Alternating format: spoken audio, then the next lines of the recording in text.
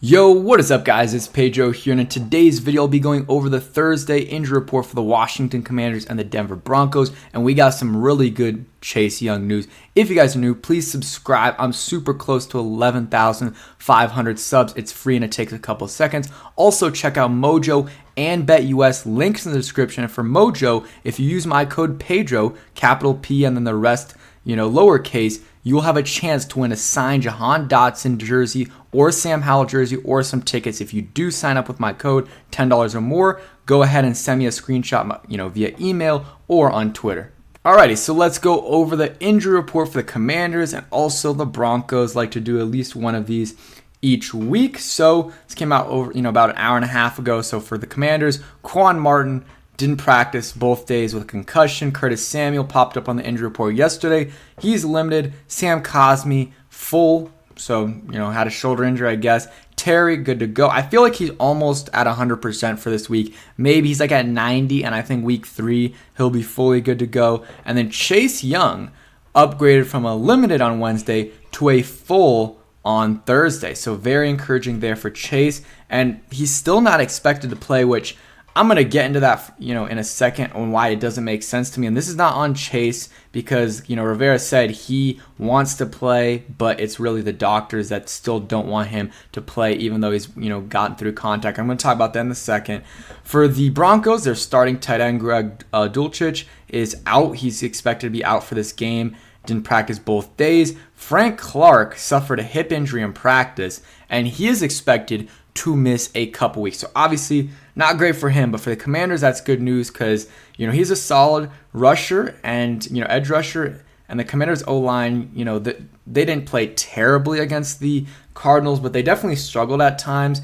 And if one of those guys is out, it'll be, helpful to the Commanders. Jerry Jeudy practiced in full today, but Benjamin Albright, who's a reporter for the Broncos, said he's expected to play, but at a limited snap count. So maybe 50, 75% of snaps. So it's not going to be a full Jerry Jeudy. And then DJ Jones and Riley Moss, corners, and a cornerback and deep tackle. I believe Riley Moss is a rookie. Both of them are good to go.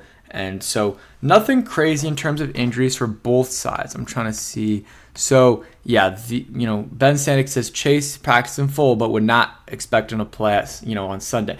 Which for me, this is ridiculous because he was cleared for contact. First of all, cleared for contact for last Sunday.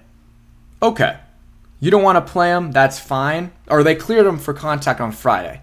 You don't want to play him right away after being cleared for contact. I still think he probably, again, I have no idea what's going on behind the scenes, so I don't really know, but if you're cleared for contact, I think you should, be playing. And that, again, he wanted to play. This is on the team and Rivera, whoever's making the decision.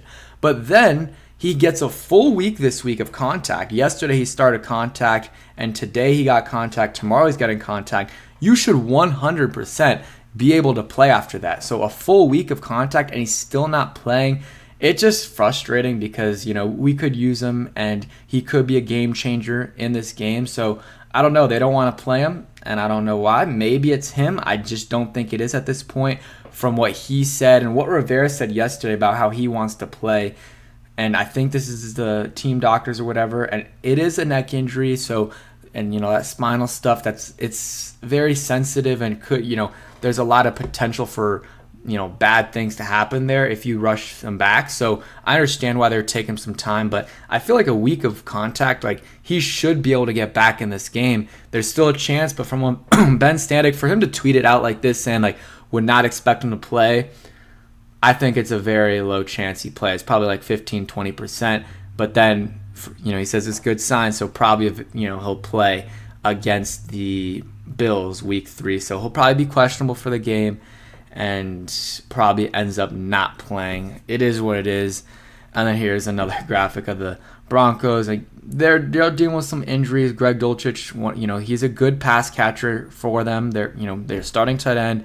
He's a second-year player, I believe, had a good rookie year last year. So that's a loss for them. And then Frank Clark for sure is a loss. And then Jerry Jeudy being limited, that is a loss for them as well. So the Commanders, I think overall are probably a little bit more are healthier than them. Just depends on Curtis Samuel if he plays. Quan Martin is going to be likely out for this game, but Doesn't matter. He plays on special teams, didn't play any defensive snaps last week in the first like 2.5, 3 quarters before he got hurt. So I don't think that'll be a loss. And then Chase Young, that's going to be a loss if he doesn't play. And then obviously we have some guys on IR and Efe Obada, Dax Milne, and Pedro Mathis. I'm not sure if they do have any guys on IR, but one thing, Abdul Anderson had a pretty good game, had half a sack, recovered a fumble, had some nice plays, and, we just picked him off the street. So, hey, Pedro Mathis, he's out, and that's unfortunate, but Abdul Anderson came in and played a really good game, so shout out to him. But, yeah, that's it for today's video. Hope you guys enjoyed. Again, subscribe, like button, notification, all that stuff really helps out.